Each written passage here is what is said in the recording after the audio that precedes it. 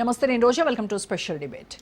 BC రిజర్వేషన్ల చుట్టూ తెలంగాణ రాజకీయం నడుస్తోంది. హస్తినలో హస్తం పార్టీ పోరుబాట పట్టింది. జంతర్ మంతర్ వద్ద రేవంత్ సర్కార్ దీక్షాస్త్రం సంధించింది. కాంగ్రెస్ నేతల తీరుపై భగ్గుమంటున్నాయి ప్రతిపక్షాలు. బీసీలపై కాంగ్రెస్ కపట ప్రేమ చూపిస్తోందని నిప్పులు చెరిగారు బీజేపీ, బీఆర్ఎస్ లీడర్లు. ఇంతకీ బీసీలకు స్థానిక సంస్థల ఎన్నికల్లో 42% రిజర్వేషన్ కల్పించేందుకు ఏ పార్టీ చిత్తశుద్ధితో ఉంది? బీసీలు ఏ పార్టీకి అండగా నిలుస్తారు? బీసీ రిజర్వేషన్లను ఏ పార్టీ ఓన్ చేసుకుంటోంది? బీసీలను ముంచేదెవరు? బీసీలతో మునిగేదెవరు? జంతర్ మంతర్, చూ మంతర్ పై ఇవాల్టి స్పెషల్ డిబేట్.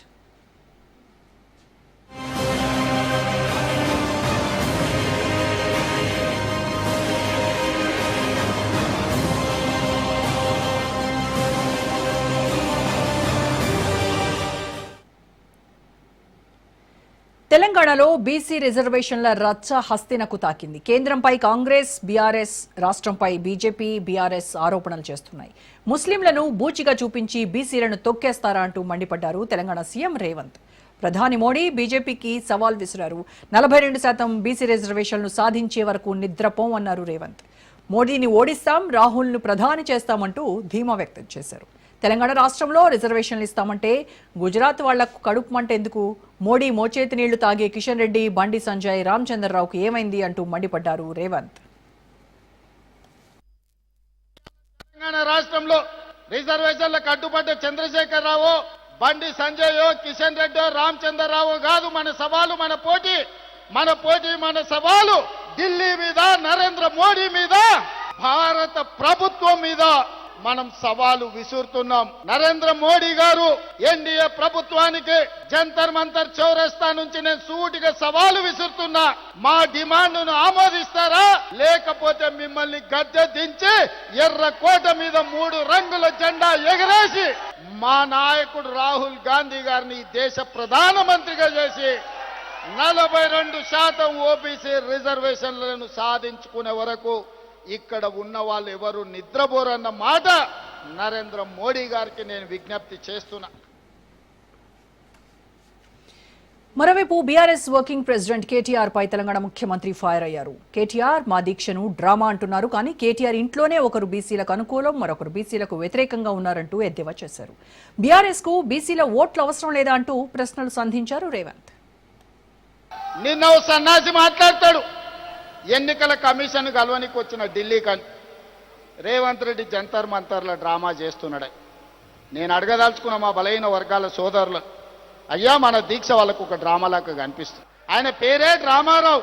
డ్రామా నీ ఇంట్లో ఉంది, నీ ఒంట్లో ఉంది, నీ రక్తంలో ఉంది, నీ పేరులో ఉంది. మీ మొత్తం కుటుంబమే డ్రామాలేసి బతికే కుటుంబం మీది. నువ్వా దిక్కుమాలినోడా మా చిత్తశుద్ధిని ప్రశ్నించేది? నీ దిక్కుమాలిన మాటలు, నీ దివాలకోరు విధానం, బండకేసి కొట్టినా 100 మీటర్ల గోతి తీసి పాతి పెట్టిన మీ బుద్ధి మారలేదు. మీ ఇంట్లోనే చక్కగా లేరు. ఒకరు బీసీకి అనుకూలం అంటే ఇంకొకరు వ్యతిరేకం అంటారు, మూడోగా ఆయన మధ్యస్థం అంటారు. నేను అటు కాదు, నేను ఇటు కాదు అంటాడు ఈయన. నిన్న సన్నాసి. మరోవైపు కాంగ్రెస్ ధర్నాపై కేంద్ర మంత్రి బండి సంజయ్ మండిపడ్డారు. కామారెడ్డి డిక్లరేషన్ కాదు, ముమ్మాటికి అది ముస్లిం డిక్లరేషనే అన్నారు. బీసీలకు 5% రిజర్వేషన్లు పెంచి ముస్లింలకు అదనంగా 10% రిజర్వేషన్లు కల్పించే కుట్ర జరుగుతోందన్నారు. బీసీలకు ఏ పార్టీ ఏం చేసిందో బహిరంగ చర్చకు సిద్ధమన్నారు. రిజర్వేషన్లకు భారతీయ జనతా పార్టీ వ్యతిరేకం కాదు. వాళ్ళ ఇప్పటికే 27% రిజర్వేషన్లు బీసీలకు కేంద్ర ప్రభుత్వం, నరేంద్ర మోడీ ప్రభుత్వం స్థానిక సంస్థల ఎన్నికలు ఇస్తున్నది. కేవలం కాంగ్రెస్ పార్టీ ప్రభుత్వం ఇచ్చేది 5% మాత్రమే. 10% రిజర్వేషన్లు ముస్లింలకు ఇస్తున్నారు. 42% రిజర్వేషన్లో 10% ముస్లింలు, 5% మాత్రమే ఇలా బీసీలకు ఇస్తే దీన్ని బీసీ రిజర్వేషన్స్ అంటారా, ముస్లిం రిజర్వేషన్స్ అంటారా? కాంగ్రెస్ పార్టీ స్పష్టం చేయాలి. భారతీయ జనతా పార్టీ పూర్తిగా మీకు మద్దతు ఇవ్వడానికి సిద్ధం ఉంది. ఎప్పుడంటే పూర్తి 42% బీసీలకే ఇవ్వాల్సిన బాధ్యత మీ మీద ఉంది. కామారెడ్డిలో మీరు ఇచ్చింది బీసీ డిక్లరేషన్, ముస్లిం డిక్లరేషన్ కాదు. కేంద్ర రాష్ట్రాలు బీసీల కోసం ఏకతాటిపై రాలేవా? అటు బీజేపీ, ఇటు కాంగ్రెస్ తీరుపై బీసీ సంఘాలు మండిపడుతున్నాయి. ఇంతకీ బలహీన వర్గాల దోషి కాంగ్రెసా, బీజేపీనా? జంతర్ మంతర్ చేస్తోంది మోడీనా, రేవంతా? ఢిల్లీలో పని కాదని రేవంత్కు తెలిసిందా? గల్లీలో భరతం పట్టేది బీజేపీనా కాంగ్రెస్నా అనే ప్రశ్నలు సర్వత్రా వినిపిస్తున్నాయి.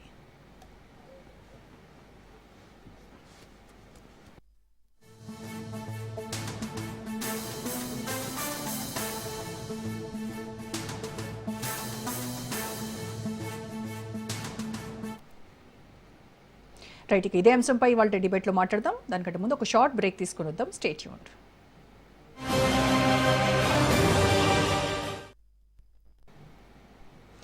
రైట్, కేంద్ర ప్రభుత్వం బీసీలకు 42% రిజర్వేషన్ బిల్లుకు సంబంధించి ఎందుకు తాత్సారం చేస్తోంది? బీసీలకు మేం చేస్తున్నామని ప్రతి పార్టీ కూడా పోటాపోటీగా చెప్తున్నటువంటి నేపథ్యంలో అసలు ఏ పార్టీ నిజంగా చిత్తశుద్ధితో బీసీల కోసం పనిచేస్తోంది?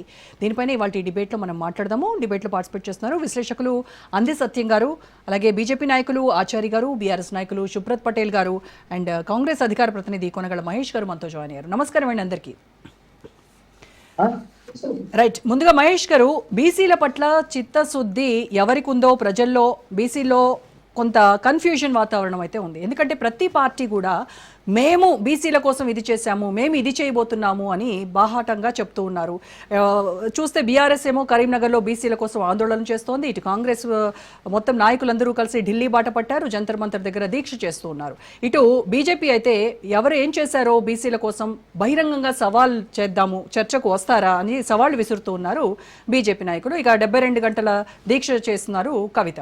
సో ఎవరిని నమ్మాలి? ఎవరు బీసీల పట్ల సానుభూతి అలాగే చిత్తశుద్ధి ఉన్నటువంటి పార్టీ అని ప్రజలకి ఒక క్లారిటీ కావాల్సినటువంటి అవసరం ఉంది. ఏం చెప్తారు మీరు? రోజా గారు గుడ్ ఈవినింగ్. ప్యానెల్ ఉన్న మిత్రులందరూ కూడా గుడ్ ఈవినింగ్. ఎవరికి ఏం కన్ఫ్యూజన్ లేదు. కొంతమందికి ఏంటంటే బీసీ క్రెడిట్ అంతా కాంగ్రెస్ పోతుంది, మన పరిస్థితి ఏంటి, అత్యధిక శాతం తెలంగాణలో ఉన్నటువంటి సబ్బండ బీసీ వర్గాలంతా కూడా కాంగ్రెస్ వెనకాల ర్యాలీ అవుతున్నారు. ఎన్నికల ముందు కాంగ్రెస్ ప్రభుత్వం పార్టీ మాట ఇచ్చింది, మేనిఫెస్టోలో పెట్టింది. ఎన్నికలు అయిపోయి అధికారం ప్రజలు ఇచ్చిన తర్వాత కులగణన చేపట్టింది. అది పకడ్బందీగా చేసి శాస్త్రయుక్తంగా చేసి దాన్ని తీసుకొచ్చి శాస్త్రీయంగా చేసి అసెంబ్లీలో 2 బిల్లులు పాస్ చేసి కేంద్రానికి పంపింది. కేంద్రం తాత్సారం చేస్తుంటే రాష్ట్రంలో ఉన్న కేబినెట్ తీర్మానం చేసి ఆర్డినెన్స్ కోసం గవర్నర్ కూడా పంపింది. సో ఈ రకంగా బీసీలకు ఇచ్చిన ప్రతి అణువణువు మాట నిలబెట్టుకుంటున్న కాంగ్రెస్ పార్టీ వెనకాల తెలంగాణ బీసీ సబ్బండ వర్గాలు ర్యాలీ అవుతుంటే మా ఉనికి ప్రశ్నార్థకం అవుతుందని బాధపడుతున్న రాజకీయ పార్టీలు కొన్ని ఈ హడావిడి చేస్తున్నాయి. ఇలాంటి గందరగోళాలు ఒక రకమైనటువంటి ఆందోళనలో సృష్టించే ప్రయత్నం చేస్తున్నాయి. బట్ బీసీ సమాజానికి, తెలంగాణ ప్రజానీకానికి కాంగ్రెస్ పార్టీ చిత్తశుద్ధి పట్ల చాలా విశ్వాసం ఉంది కాబట్టే రైళ్లు నిండి మరీ పోతున్నారు. ఎన్నడన్నా కేసీఆర్ గారి 10 ఏళ్ల గవర్నమెంట్, గతం అంటే గతం అనుకోండి, తెలంగాణ వచ్చిన తర్వాత ఎన్నడన్నా ఒక సమస్య మీద ఢిల్లీ పోదామని నాయకులను, బీసీ సంఘ ఏదైనా సామాజిక వర్గాల సంఘాల నాయకులను తీసుకొని ఢిల్లీ పోయి ఒక చిత్తశుద్ధితోని పార్లమెంట్ జరుగుతుంది, అయితే మేము పెట్టిన 2 బిల్లులను ఆమోదించండి, బీసీ వర్గాలకు విద్యా ఉపాధిలో 42%, స్థానిక ఎన్నికల్లో 42% అని మేము పంపిన 2 బిల్లులను ఆమోదించండి, లేదంటే పార్లమెంట్ లో 9th షెడ్యూల్లో పెట్టి దానికి రక్షణ కల్పించండి అని డిమాండ్ చేసిన దాఖలా ఏ పార్టీ కన్నా చరిత్రలో ఉన్నదా? తెలంగాణ సమాజానికి ఈ విషయం తెలియంది కాదు. అయితే మేము శాసన ప్రభుత్వ పరిధిలో సర్వే చేసినాం, శాసనసభలో బిల్లు ప్రవేశపెట్టినాం, కేంద్రానికి పంపినాం. ఆర్డినెన్స్ అంటే కూడా కేంద్రం, మీకు తెలుసు గవర్నర్ వ్యవస్థ అంతా కూడా హోంమంత్రి ఆధీనంలో నడుస్తుంది. సో కేంద్ర హోంమంత్రి ఆదేశాల మేరకే గవర్నర్ గారి బిల్లును తాత్సారం చేయడానికి, స్థానిక సంస్థలను వాయిదా వేయడానికి, ముఖ్యంగా బీసీలకు స్థానిక సంస్థలలో 42% రిజర్వేషన్ రాకుండా అడ్డుకోవడానికి బీజేపీ ప్రభుత్వం గవర్నర్ వ్యవస్థను వాడుకుంటుంది. తద్వారా మమ్మల్ని ఇబ్బంది పెట్టాలని చూస్తుంది. కానీ వాళ్ళు పరోక్షంగా బీసీలకు ఎంత నష్టం చేస్తారో ప్రత్యక్షంగా బీసీలకు అర్థమవుతుంది అనేది ఒక అంశం. 2, ఈ రోజు మా ముఖ్యమంత్రి గారు చాలా స్పష్టంగా చెప్పిండ్రు, మా చేతిలో ఉన్న అన్ని అస్త్రాలు వాడినాం, ఇంకా ఒక్కటే అస్త్రం ఏంటంటే ఢిల్లీ గద్దె నుంచి మోడీ గారిని గద్దె దించి రేపు కాంగ్రెస్ ప్రభుత్వాన్ని ఏర్పాటు చేసుకుని, రాహుల్ గాంధీ గారు ఎలాగో సామాజిక న్యాయ పేరుతో ఈ మాట ముందే ఇచ్చారు, అధికారంలోకి వచ్చిన వెంటనే తెలంగాణలో సర్వే చేయించి ఈ రకమైన బిల్లులు ప్రవేశపెట్టించారు, వారి డైరెక్షన్ లోనే మేమంతా పనిచేస్తున్నాం కాబట్టి వారినే దేశ ప్రధాని చేసి దేశం అంతా బీసీలకు 42% రిజర్వేషన్ అమలు చేసేదానికే మేము ఇప్పుడు ఇంకొక మహోయజ్ఞం స్టార్ట్ చేస్తున్నామని ముఖ్యమంత్రి గారు చాలా స్పష్టంగా చెప్పింది. అయితే వాళ్ళు గత 10 సంవత్సరాల అధికారంలో ఉన్న బీఆర్ఎస్ పార్టీ 33-34% ఉన్న బీసీ రిజర్వేషన్లు 23% తగ్గించి బీసీలకు అన్యాయం చేసిన పార్టీ, బీసీల ఊసెత్తని పార్టీ, బీసీలకు ద్రోహిగా మిగిలినటువంటి పార్టీ ఈ రోజు మేము చేస్తున్నాయని డ్రామాలు అని చెప్తుంది. ఎవరు డ్రామాలు 10 ఏళ్ళు చేసిండ్రో, బీసీలను ఎవరెంత మోసం చేసిండ్రో మరి 50 ఏళ్లలో కాంగ్రెస్ పార్టీ ఏం చేసింది? 50 ఏళ్లు పరిపాలించినటువంటి కాంగ్రెస్ పార్టీ ఏనాడైనా బీసీని ప్రధానిగా చేసిందా? అలాగే ఉమ్మడి ఏపీలో 48 ఏళ్లు అధికారంలో ఉన్నటువంటి కాంగ్రెస్ ఏ రోజైనా బీసీని సీఎం గా చేసిందా? బీసీలకు మీరు ఏం చేశారు? నేనేమంటున్నానంటే ప్రతి రాజకీయ పార్టీ ఒక ఫేజ్ వరకు ఒక రకంగా పనిచేస్తే ఎస్సీలను, ఎస్టీలను, తర్వాత ఆదివాసీలను అందరినీ ఒక్కొక్కటిగా, మైనారిటీలను ఒక్కొక్కటిగా పైకి తీసుకొస్తూ ఇప్పుడు బీసీల వంతు వచ్చింది. ఈ వాదం మొదలుపెట్టింది ఎవరు? బీసీల కులగణన జరగాలి, పార్లమెంట్ లో 100 మంది అధికారులు ఉంటే బీసీలు 3 అత్యధిక శాతం జనాభా ఉన్న బీసీల నుంచి ఈ ప్రాతినిధ్యం ఎందుకు తగ్గిందని అడిగింది ఎవరు? రాహుల్ గాంధీ గారే కదా. ఆ రాహుల్ గాంధీ గారి డైరెక్షన్ లోనే మేము సామాజిక న్యాయం పేరుతో ఎన్నికలకు పోయినాం కదా. ఆ రాహుల్ గాంధీ గారి నాయకత్వంలోనే, వారి డైరెక్షన్ లోనే ఈ రోజు కులగణన చేపట్టి దేశానికి ఒక రోల్ మోడల్, నేను మళ్ళీ చెప్తున్నా రోజా గారు, అండర్లైన్ చేసుకోండి, దేశానికి ఒక రోల్ మోడల్ అయినటువంటి కులగణన చేపట్టి వివిధ రాష్ట్రాలు మనల్ని ఆదర్శంగా తీసుకునేటట్టుగా ఒక కులగణన చేపట్టి వారికి కేంద్రానికి పంపిస్తే దాన్ని తొక్కిపెట్టిందే కాక ఇంకా బీసీ ప్రధాని విషయం అంటారా? బీసీ ప్రధాని ఉన్నాడు పేరుకు బీసీ, కానీ బీసీలకు ఏం చేసినాడో వారు చెప్పాలి. నేనేమంటా, మేము ప్రో బీసీ, రాహుల్ గాంధీ గారైనా రేవంత్ రెడ్డి గారైనా మేమంతా కూడా ప్రో బీసీ స్టాండ్ తీసుకున్నాం. రాహుల్ గాంధీ ప్రధాని మోడీ గారు యాంటీ బీసీ వ్యవహరిస్తున్నారు. అది కదా ప్రాబ్లం. ఒకవేళ మీరు అన్నట్టు బీసీఏ ప్రధాని అయితే 42% రిజర్వేషన్ తెలంగాణలో వెనుకబడ్డ బీసీ వర్గాలకు ఇస్తామంటే ఎందుకు ఆపుతున్నాడు బిల్లు? పార్లమెంట్ లో ఎందుకు పెడతలేరు? వాళ్ళకి మెజారిటీ లేదా? సపోర్ట్ చేయడానికి మేము రెడీగానే ఉంటుంది.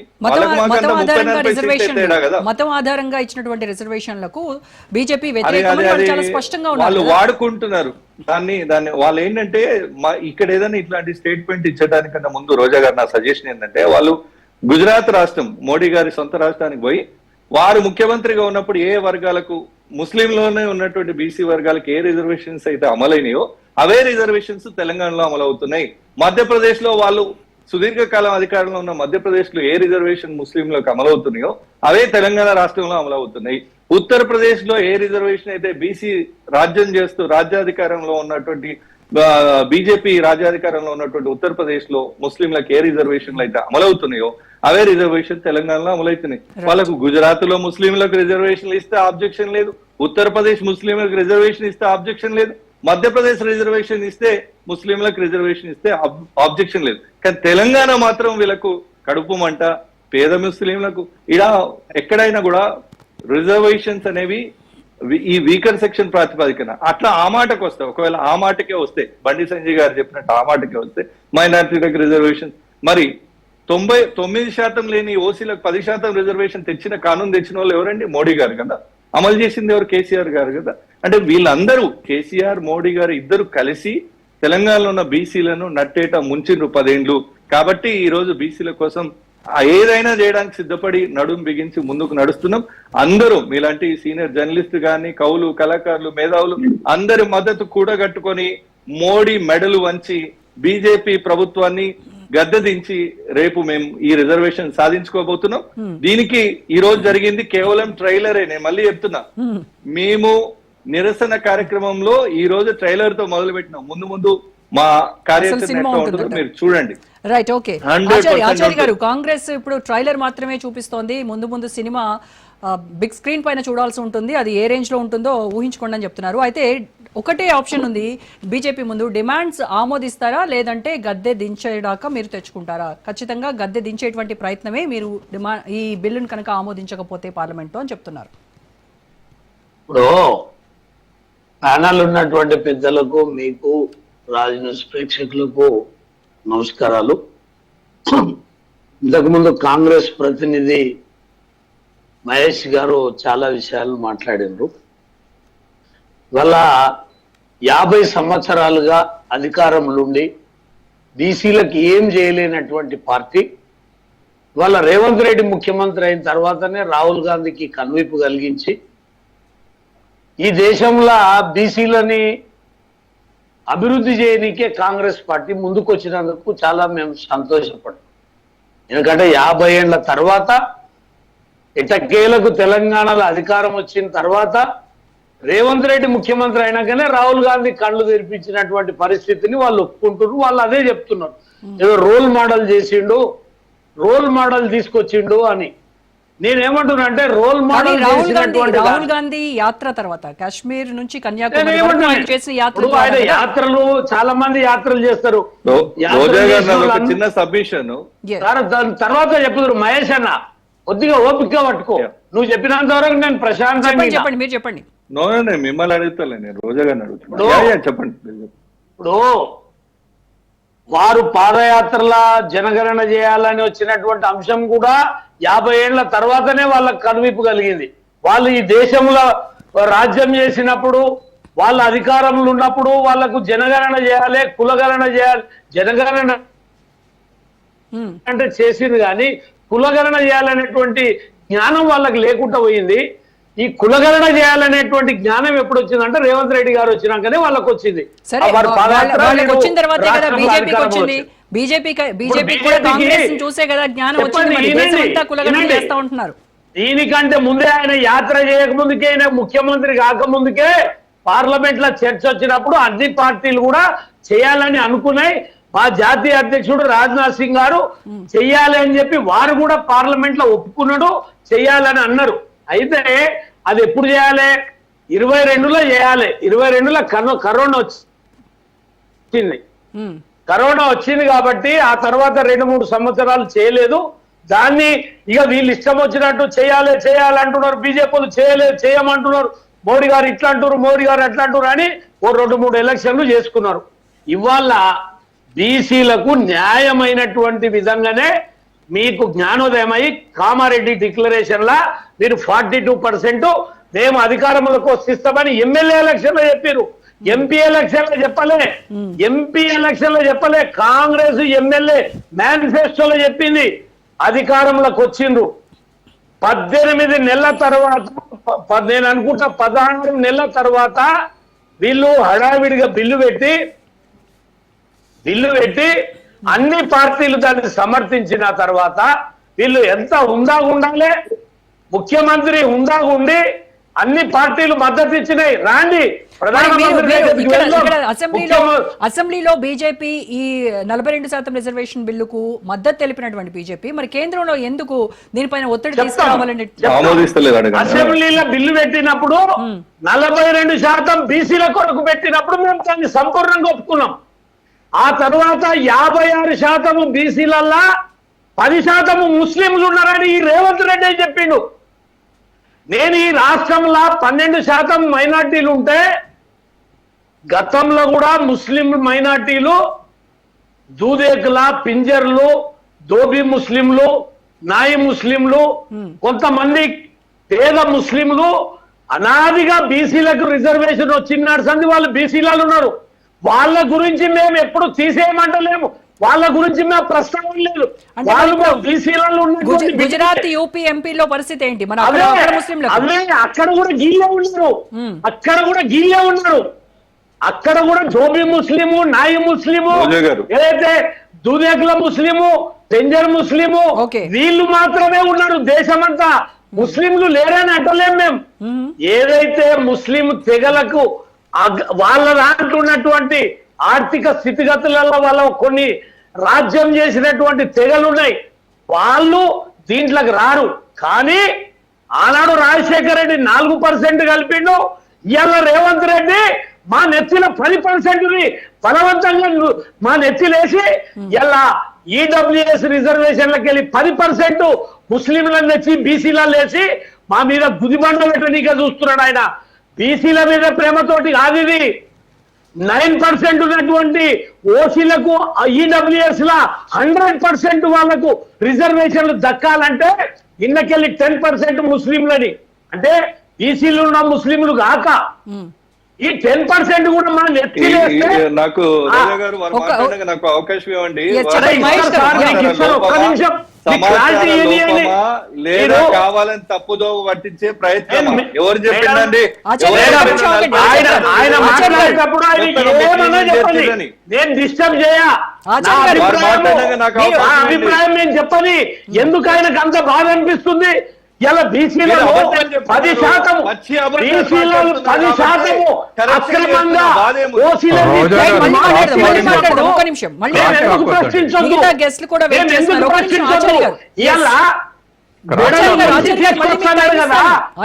అసెంబ్లీ ఎన్నికలల్లా ఈ మాట చెప్పిందా నరేంద్ర మోడీ మెడల్ పోంచి తెచ్చిస్తామని? ఆచార్య గారు మళ్ళీ మాట్లాడతారు మీతో. మహేష్ గారు మీ ఒక్క క్షణం క్విక్ గా ఒక మాట చెప్తా.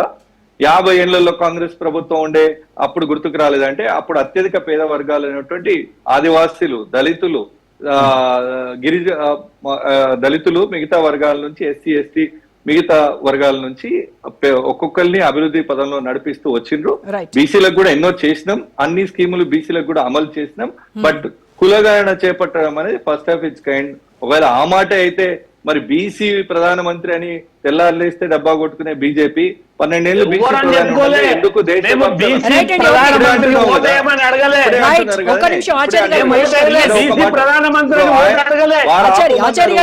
ఆగమన్నారు? నేను ఆగాను. అయితే నేనేమంటున్నా బీసీ వ్యక్తి ప్రధానమంత్రి 12 ఏళ్ళుగా ఉన్నాడండి. ఎందుకు కులగణన గాని బీసీ గణన గాని ఎందుకు చేపట్టలేదు అనే దానికి సమాధానం ఉందా వాళ్ళ దగ్గర? రాహుల్ గాంధీ గారు సమాధానం చెప్పు.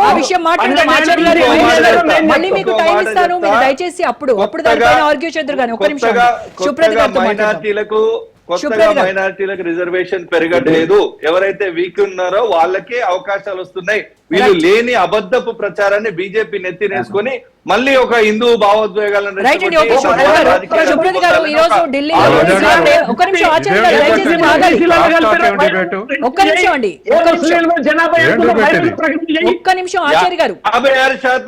మీకు అవగాహన ఉండాలి. మీరు మెంబర్ గా చేసినారు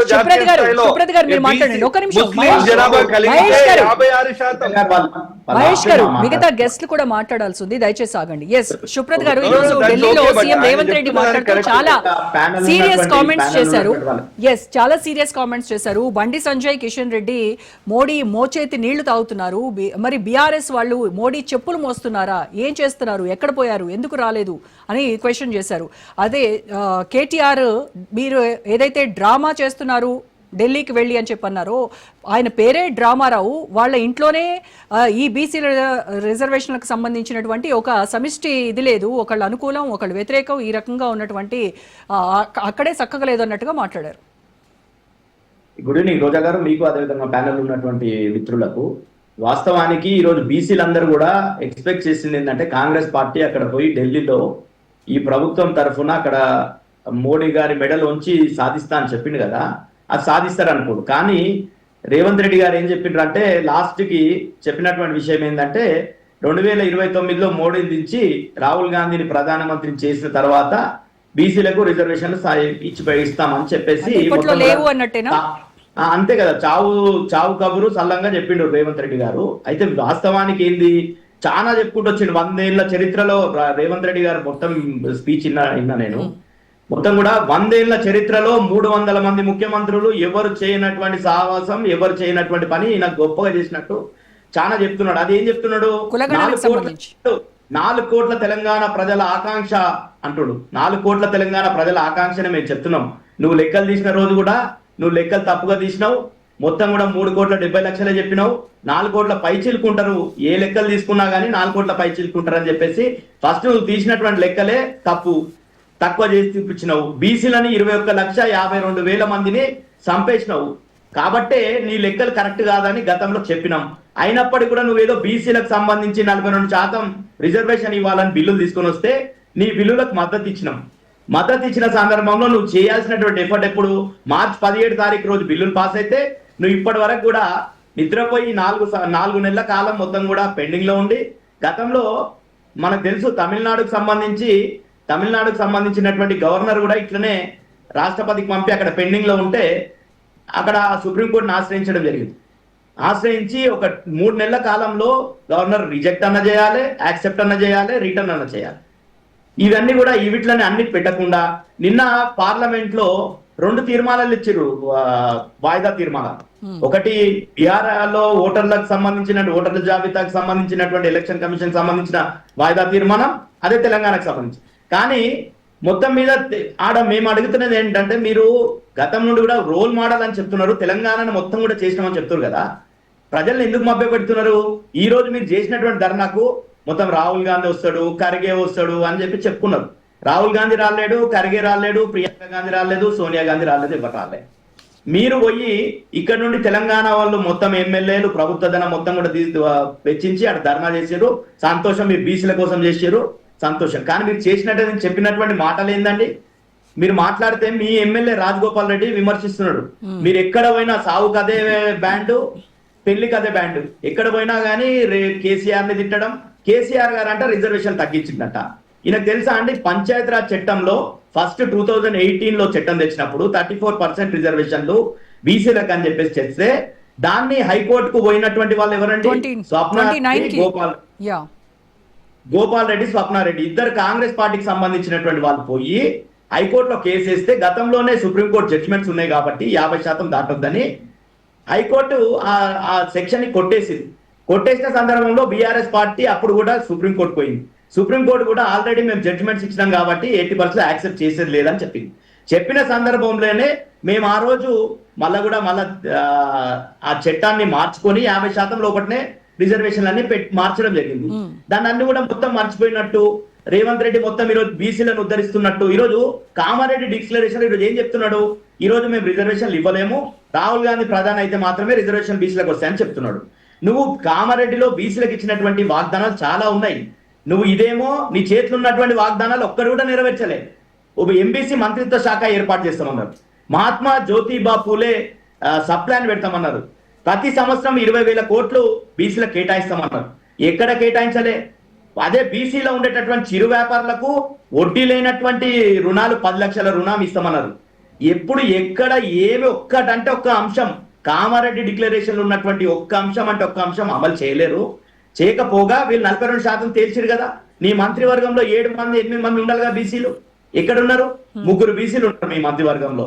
మీరు చెప్తున్నారు మీరు ఇచ్చినటువంటి కార్పొరేషన్లలో మీరు నామినేటెడ్ పదవుల్లో బీసీలకు ఎన్ని పోస్టులు ఇచ్చారు? ఇక్కడ మా మహేష్ గారు కాంగ్రెస్ గొంతుగా ప్రతి డిబేట్ లో 10 సంవత్సరాలు కొట్లాడిండు, ఈ రోజు కూడా కొట్లాడుతున్నాడు.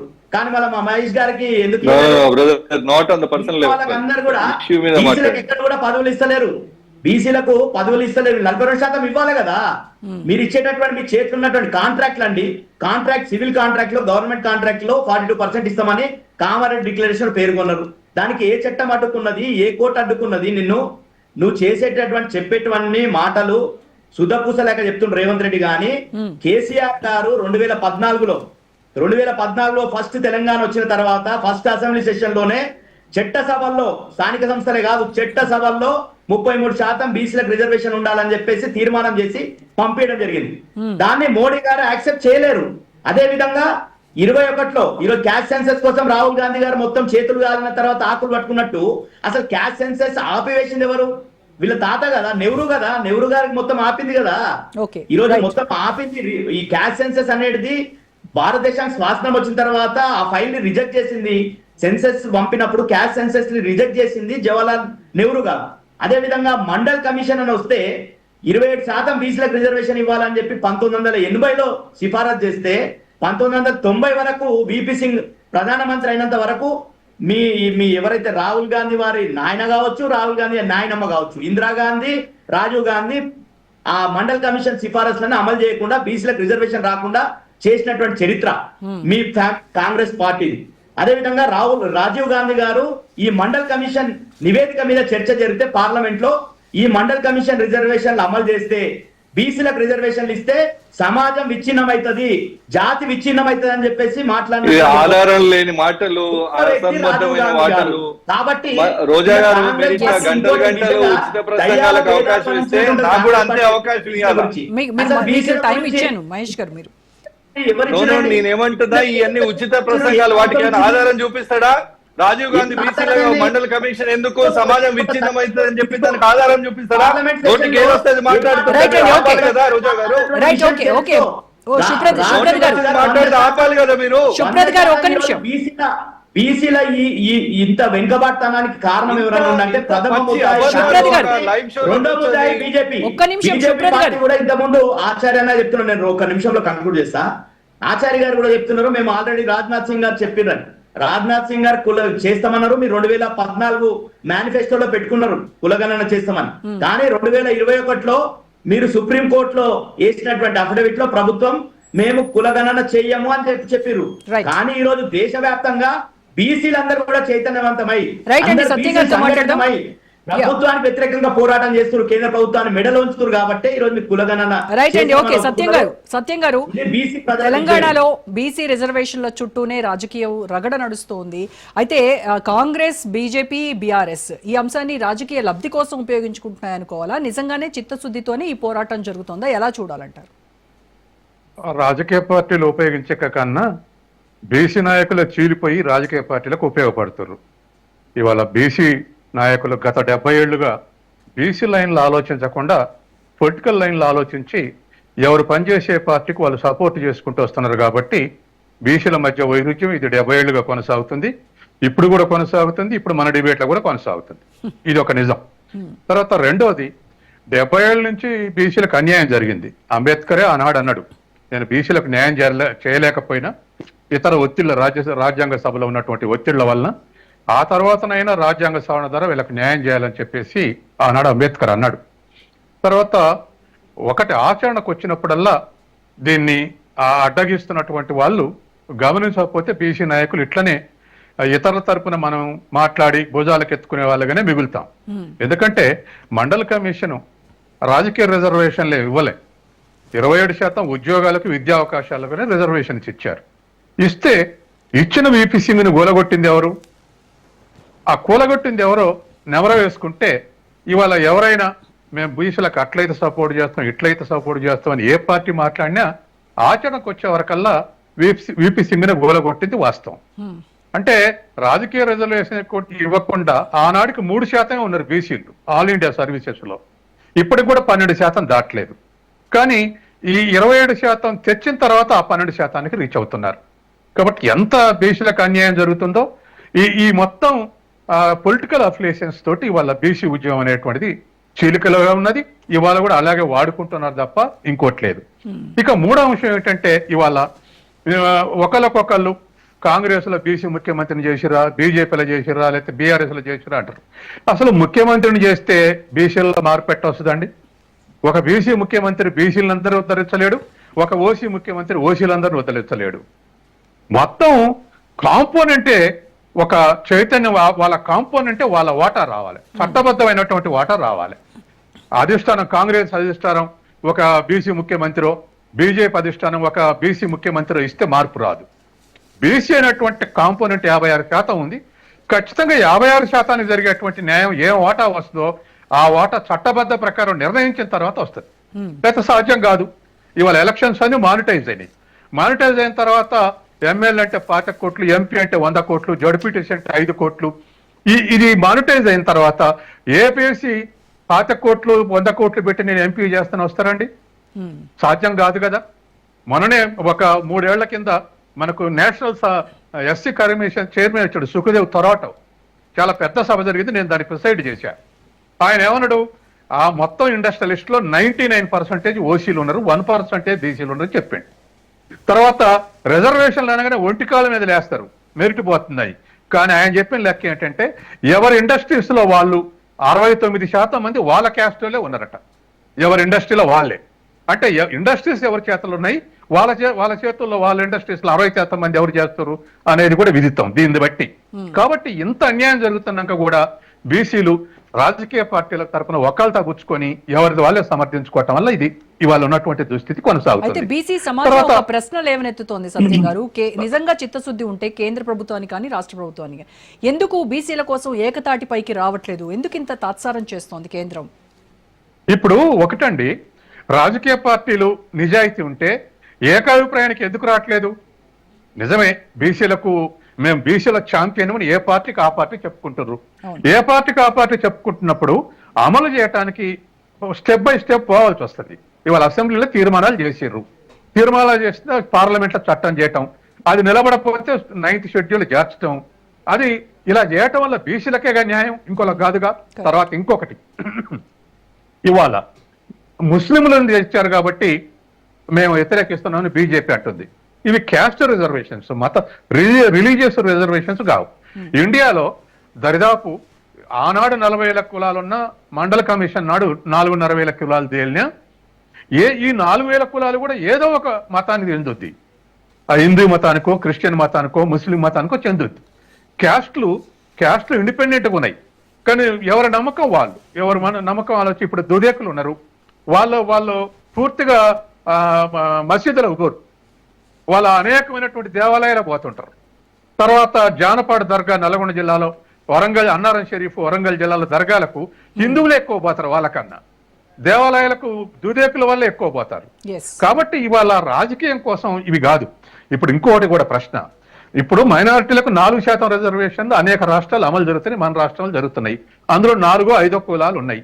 ఇంకో 4-5 కులాలు ఓసీ ముస్లింస్ పక్కకు పెడితే ఇంకో 4-5 కులాలు పేద కులాలు చేరితే అది సాంఘిక స్థాయిని బట్టేగా. మండల రిజర్వేషన్స్ అప్పుడు సుప్రీంకోర్టు జడ్జిమెంట్లు ఏముంది? మతాన్ని ఆధారంగా కాదు, ఆర్థిక ఆధారం కాదు, కేవలం సోషల్ బ్యాక్వర్డ్నెస్సే.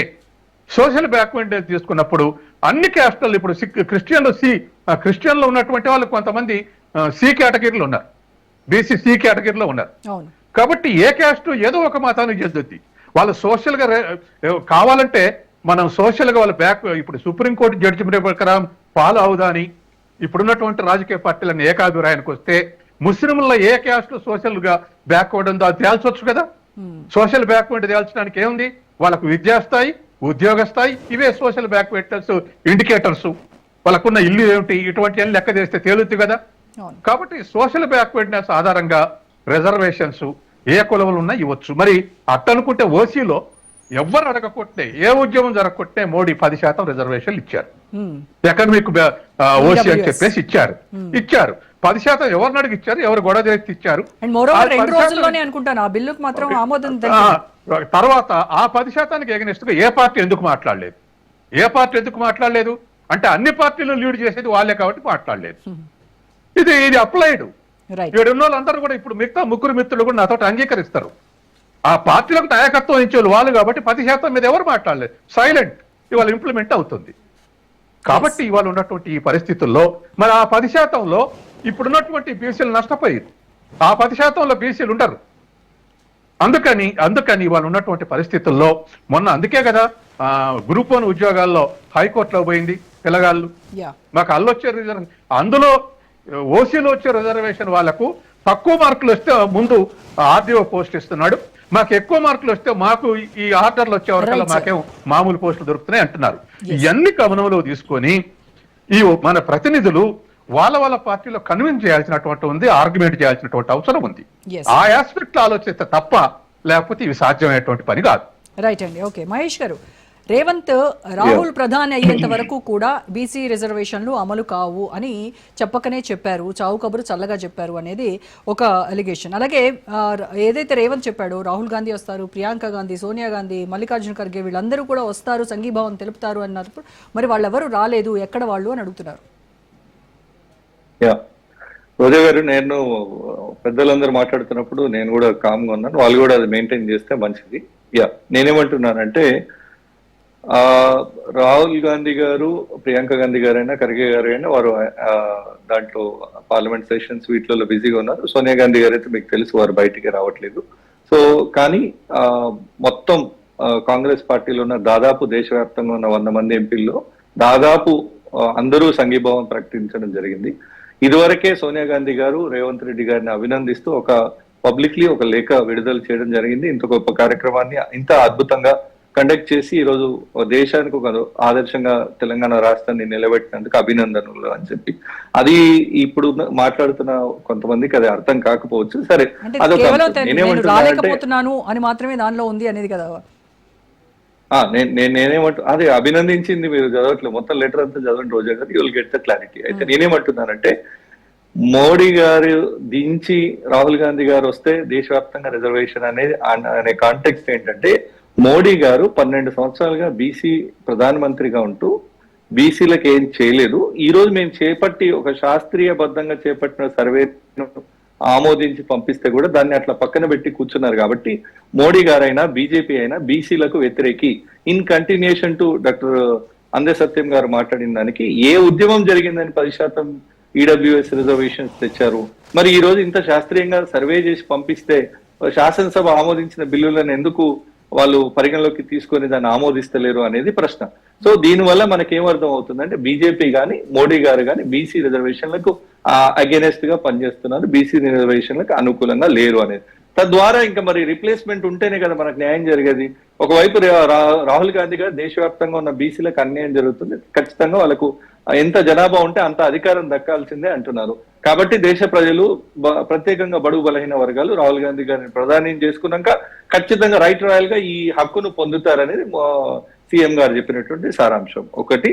2, బీసీలలో టవరింగ్ లీడర్ గా ఉండి ఒక గత 30-40 సంవత్సరాలుగా బీసీల గొంతుకగా ఉన్న ఆర్ కృష్ణయ్య గారు, మేము ఎప్పుడైతే బీసీ ఆర్డినెన్స్ తెస్తామన్నామో అంతకు ముందు కూడా బీసీ బిల్లు ప్రవేశపెట్టామో, సో ప్రత్యక్షంగా వచ్చి ముఖ్యమంత్రి గారిని అభినందించారు అనేది మీరందరూ మర్చిపోవద్దు. తెలంగాణ సమాజం కూడా చూసింది. సో రాజ్యసభ బీజేపీ పార్టీ యొక్క రాజ్యసభ ఎంపీ బీసీ వర్గాలకు టవరింగ్ పర్సనాలిటీ అయిన ఆర్ కృష్ణయ్య గారికి మేము చేస్తున్న చిత్తశుద్ధి లేదంటే వారు వచ్చి మమ్మల్ని ఎందుకు అభినందిస్తారనేది ఒక పాయింట్. 2, ఇక్కడ బీఆర్ఎస్ స్టాండ్ ఏందో కవిత గారి స్టాండ్ ఏందో ఇది ప్రజలకు వాళ్ళే చెప్పాలి, వాళ్ళ ప్రతినిధులే చెప్పాలి. ఎందుకంటే బీఆర్ఎస్ ఏమో మాది డ్రామా అంటుంది, కవిత గారేమో లేదు కరెక్టే చేస్తుండ్రు, ఆర్డినెన్స్ ఇచ్చిండ్రు, ఇది పద్ధతే, ఇట్లా చేయొచ్చు, రాష్ట్ర ప్రభుత్వానికి ఈ అధికారం ఉంది అంటుంది. నేనేమంటున్నా బీఆర్ఎస్ లో కేసీఆర్ గారి కుమార్తె జాగృతి అధ్యక్షురాలు ఎమ్మెల్సీ బీఆర్ఎస్ పార్టీ ఎమ్మెల్సీ కవిత గారు కూడా దీన్ని స్వాగతించారు. మరి బీఆర్ఎస్ కి ఎందుకు కడుపు నొప్పి వస్తుందో నాకు అర్థమైతలేదు. 1. 3, నేనేమంటున్నా మేమేం చేసినాం, పోనీ బీసీలకు మేము వచ్చినాక ఏం చేసినాం, ఎస్ కులగన్న చేపట్టినాం. తర్వాత మేము అధికారంలోకి వచ్చినాక మొదటి రోజే కేసీఆర్ గారు పెట్టిన ఇనుప సంఖ్యలను కంచెలన్నీ తొలగించి ఆ బీసీ ఏదైతే వారు ప్రగతి భవన్ అని కట్టుకున్న రాజకోటను ప్రజలకు అందుబాటులో ఉండాలని బీసీ ఆరాధ్య దైవమైన మహాత్మా జ్యోతిరావు పూలే గారి పేరు మీద పూలే ప్రజాభవన్ అని పెట్టడం జరిగింది. బీసీలకు మేము అడుగడుగున ఇస్తున్న గౌరవాన్ని మీకు చెప్పే ప్రయత్నం చేస్తున్నాం. చాకలి ఐలమ్మ గారి పేరు మీద యూనివర్సిటీ పెట్టే తెలంగాణ సాయుధ పోరాట యోధురాలు చాకలి ఐలమ్మ బీసీ రజక చాకలి వర్గానికి చెందినటువంటి ఆ వర్గాల నుంచి వచ్చి ఆ స్థాయిలో పోరాటం చేసిన ధీరోదత్తురాలు కాబట్టి వారి పేరు మీద మహిళా యూనివర్సిటీ పెట్టాం. అలా చెప్తూ పోతే ఈ రోజు కులగన్న 42% రిజర్వేషన్ విద్యా ఉద్యోగ ఉపాధి అవకాశాలు అలాగే లోకల్ బాడీస్ లో వస్తే బీసీల చైతన్యం ఎంత మారిపోతుంది, బీసీల లైఫ్ స్టైల్ ఎంత మారిపోతుంది, ఎన్ని అవకాశాలు అందిపుచ్చుకుంటారు, దీనికి ఎందుకు వీళ్ళు అడ్డుపడుతున్నారు అని. ఇక ఒకవేళ బీసీలకు ఏదన్నా గత 10 ఏళ్లలో కేసీఆర్ గారు పరిపాలన చేసిరని చెప్పాలంటే ఒక చిన్న ఉదాహరణ చెప్తారు రోజా గారు. బీసీ బిల్లు ఈ తెలంగాణలో 56% ఉన్నటువంటి సబ్బండ వర్గాల యొక్క బిల్లు మీద చర్చ జరుగుతుంటే ఈ రాష్ట్ర ప్రధాన ప్రతిపక్ష నేతగా హోదాను అనుభవిస్తున్న కేసీఆర్ గారు ఎక్కడ ఉన్నారు? బీసీల మీద చర్చ జరిగితే కేసీఆర్ గారు అసెంబ్లీకి వచ్చిండ్రా, వారి అభిప్రాయాలు చెప్పిర్రా, వారి అనుభవంతో సూచనలు చేసిండ్రా? కనీసం బీసీల పట్ల ఆ కన్సర్న్ కూడా లేకుంటే ప్రధాన ప్రతిపక్ష నేతగా కేసీఆర్ గారు ఏ ఫోరం మీద ప్లాట్ఫామ్ మీద వీళ్ళు మాట్లాడతారు చెప్పండి? అసెంబ్లీకి రాని కేసీఆర్ గారు బీసీల చర్చ అంటే సో వాళ్ళ చిత్తశుద్ధి ఏందో మీకు క్లియర్ గా దూద్ కా దూద్ పానీ కా పానీ చెప్తున్నా, నీళ్ళకి నీళ్లు పాలకు పాలు చెప్పాల్సి వస్తుంది. నేనేమంటున్నా బండి సంజయ్ గారి స్టేట్మెంట్ అది అసంబద్ధమైన సవాల్ అంటున్నా నేను. ఎందుకంటే ఎస్ బీసీలకు మేము ఏం చేస్తామో చెప్పడం మొదలు పెడితే బండి సంజయ్ గారి తర్వాత ఇంకెవరైనా రావచ్చు, మాట్లాడచ్చు, పోవచ్చు, అది వేరే విషయం. కానీ మేము బీసీలకు అధ్యక్షుడిగా అవకాశం ఇచ్చినాం. మీరు ఏమన్నారు ఎన్నికల ముందు? బీసీలను ముఖ్యమంత్రిని చేస్తామన్నారు. కనీసం శాసనసభలో సభాపక్ష నాయకుడు ఎలేటి మహేశ్వర్ రెడ్డి గారిని చేశారు, పార్టీ అధ్యక్షుడిని రామచంద్రరావు గారిని చేశారు. మరి బీసీ అధ్యక్షుడేడి? కనీసము నువ్వు ముఖ్యమంత్రి అధికారంకి వస్తే ముఖ్యమంత్రి బీసీలకు ఇస్తా అన్నోళ్ళు కనీసం సభాపక్ష నేతనన్నా బీసీకి ఇవ్వాలి, లేదా అధ్యక్ష పదవన్నా బీసీకి ఇవ్వాలి. అది పక్కకు పెట్టి రాజాసింగ్ ని గెంటేస్తారు, ఇంకెవరిని ఇంకో రకంగా పంపిస్తున్నారు. బీసీల పట్ల బీజేపీకి ఏనాడు కన్సర్న్ లేదు. అది అగ్రవర్ణ పెట్టుబడిదారుల సంబంధించిన పార్టీ, వాళ్ళ సేవలోనే నిమగ్నమయ్యే పార్టీ. అది ఈ తెలంగాణ సమాజంలో ఉన్న at the BC same time వర్గాలకు కాంగ్రెస్ కూడా ఖచ్చితంగా విమర్శిస్తున్నారు. అర్థమైంది. కామారెడ్డి డిక్లరేషన్ కాదు, అది ముస్లిం డిక్లరేషన్. మీరు ఇంత చేస్తే బీసీల కోసం పెంచింది ఎంత? 5%. ముస్లింలకు 10% పెంచుతున్నారు. ఇది బీసీల హక్కులను కాలరాయడము, వాళ్ళ కోసం మీరు చేస్తున్నటువంటి అన్యాయంగా వాళ్ళు చెప్తున్నారు. వారు చేస్తున్నటువంటి అబద్ధ ప్రచారం, అదే నేను ఆచార్య గారు చెప్తుంటే నేను అక్కడే అడ్డుకునే ప్రయత్నం చేశాను. వారు చేస్తున్నటువంటి అబద్ధ ప్రచారం 40 కులాలకు గుజరాత్ లో, 40 కులాలకు, 46 కులాలకు మధ్యప్రదేశ్ లో, 42 కులాలకు ఉత్తరప్రదేశ్ లో ముస్లిం వర్గానికి సంబంధించిన ఇన్ని కులాలకు ప్రాతినిధ్యం దక్కుతుంటే ఇక్కడ కేవలం 6 కులాలకు దక్కుతుంది, 5 కులాలకు దక్కుతుంది.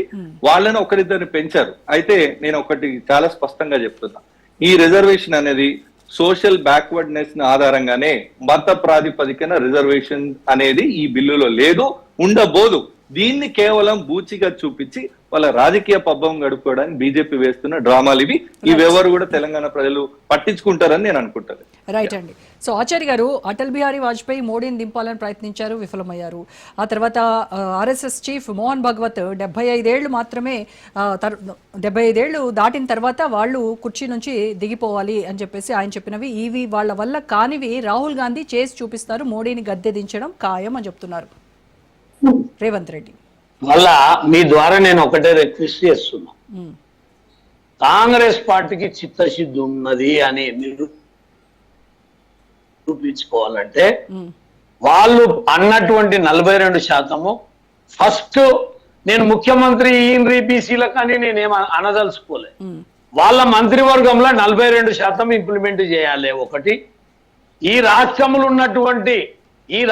ఉన్నటువంటి కార్పొరేషన్లు కానీ ఫెడరేషన్లు కానీ ఎలాంటివి చైర్మన్లు నియామకాలు కానీ 42% రాహుల్ గాంధీ రేవంత్ రెడ్డి ఇంత నొక్కి ఒక్క నుంచి మాట్లాడుతున్నారు కదా, వాళ్ళు దాంట్లో 42% అమలు చేయాలి. ఈ రెండు చేస్తూ వాళ్ళ చిత్తశుద్ధిని ప్రజలకు తెలియజెప్పాలి. మేము ఆ బిల్లుని కాంగ్రెస్ పార్టీ ఇక్కడ అధికారంలో ఉంది కాబట్టి వాళ్ళు బిల్లు పెట్టాలి, ఆ బిల్లు కూడా మేము మద్దతు ఇచ్చినాం.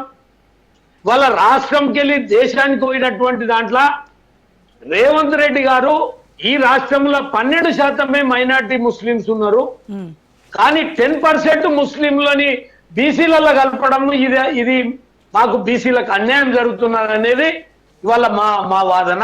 ఇంతకుముందు ఆ సత్యం గారు ఒక విషయం అన్నారు, ఎకనామికల్ గా వాళ్ళని కొన్ని కులాలు చేరిస్తే తప్పేంది. మేము చేరిస్తే రాష్ట్ర ప్రభుత్వము కమిషన్ ద్వారా, బీసీ కమిషన్ ద్వారా ఎంక్వైరీలు చేపట్టి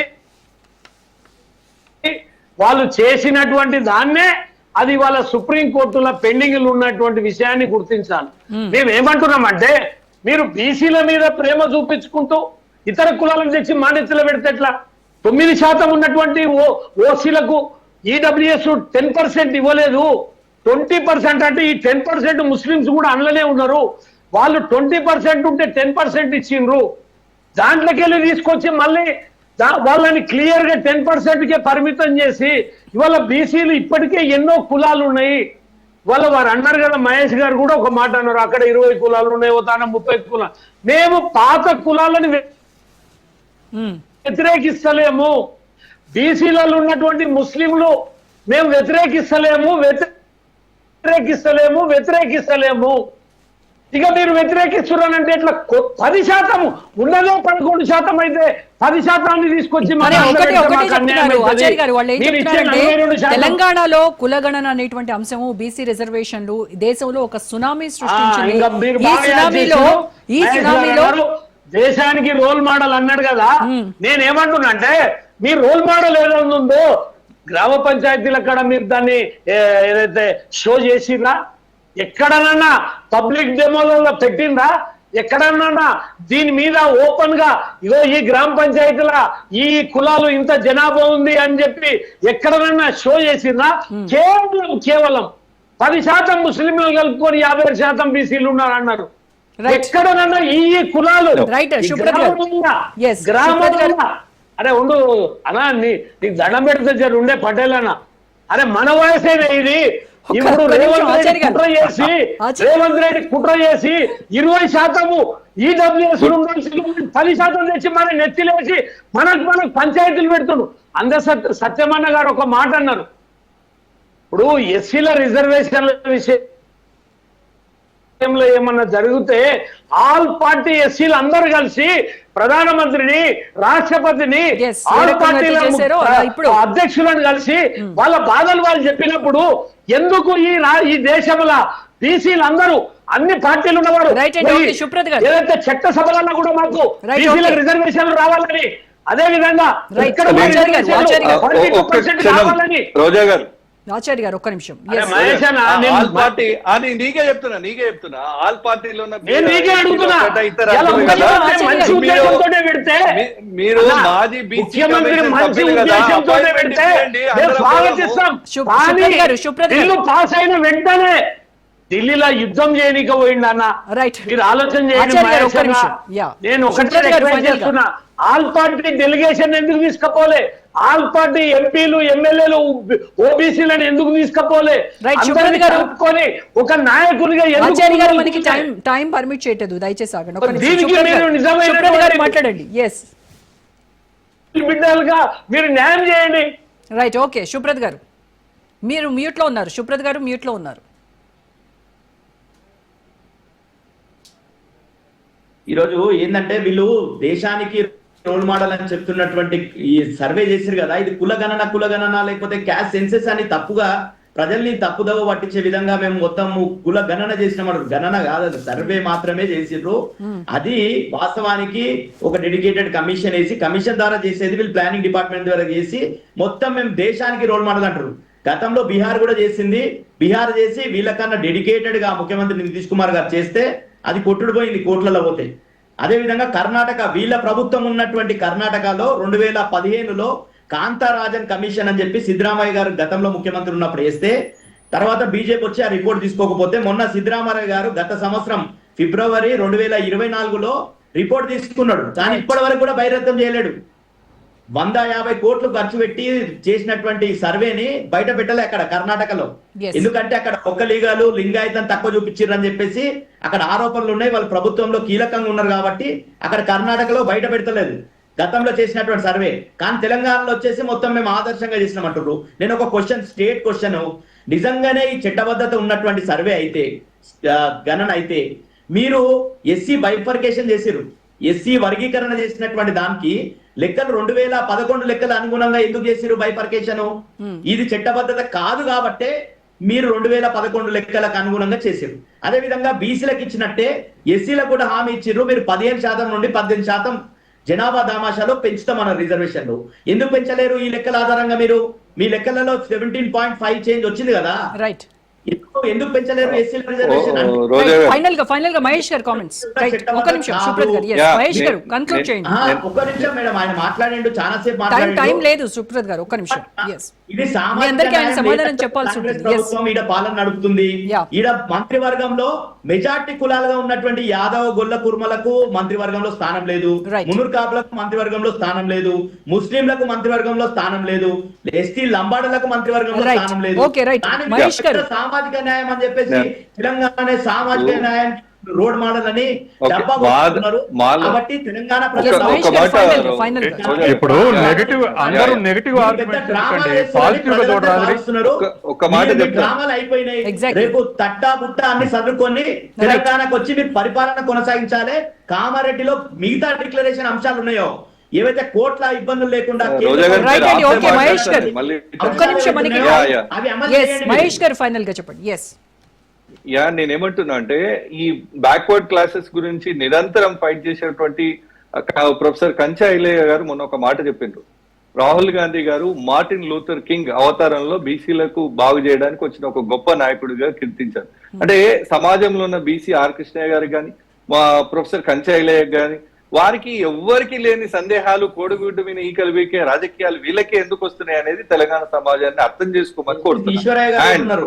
జాతీయ OBC కమిషన్ 10 సంవత్సరాలు ఈశ్వరయ్య గారు ఈశ్వరయ్య గారు, జస్టిస్ ఈశ్వరయ్య గారు, ఒక్క మహేష్ నిమిషం, గారు. ఒక్క నిమిషం. బ్రదర్ నేనేమంటున్నా, బీసీలకు వారి ప్రభుత్వంలో 10 ఏళ్లలో దక్కిన గౌరవం ఏందో బీసీలు అందరికీ తెలుసు. దాని మీద ఇక్కడ కూర్చొని లైవ్ చర్చలో మాట్లాడి ఏదో ఊకదంపుడు ఉపన్యాసాలు ఇస్తే ఒరిగేది ఏం లేదు. ప్రజలకు స్పష్టత ఉంది. బీసీ రిజర్వేషన్ తగ్గించింది ఎవరు, ఈబీసీ పేరుతో ఓసీలకు రిజర్వేషన్ ఇచ్చింది ఎవరు, ఈ రోజు జరుగుతున్న నియామకాల్లో బీసీల పిల్లలకు ఎంత అన్యాయం జరుగుతుంది నిరుద్యోగులకు, దానికి కారణం ఎవరు, కేసీఆర్ మోడీ గారు కాదా, అన్ని కూడా అందరికి తెలుసు.